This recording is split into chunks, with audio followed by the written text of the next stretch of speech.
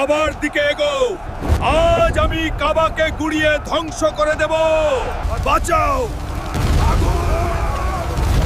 ইয়েমেনের অহংকারী বাদশাহ আব্রাহা চিৎকার করে বলেছিল, চলো কাবার দিকে এগো, আজ আমি কাবাকে গুড়িয়ে ধ্বংস করে দেব। ১৫০০ বছর আগের কথা। আব্রাহা চেয়েছিল মানুষকে কাবার পথ ভুলিয়ে নিজের বানানো চাকচিক্যময় গির্জায় নিয়ে যেতে। তাই সে বিশাল হাতির বাহিনী সাজিয়ে মক্কার দিকে রওনা দিল। কাবার মানুষজন ভয়ে পাহাড়ে আশ্রয় নিল। আব্রাহা আসছে, পালাও! তখন কাবার পাহারাদার হযরত আব্দুল মুত্তালিব খুব শান্ত গলায় বলেছিলেন, আমি উটের মালিক, আমি উটের চিন্তা করছি, আর এই ঘরের মালিক আল্লাহ, তিনি এর হেফাজত করবেন। আব্রাহা ভেবেছিল কাবার আর রক্ষা নেই। ঠিক তখনই আকাশ কালো হয়ে এলো। ওগুলো কি মেঘ নাকি পাখি?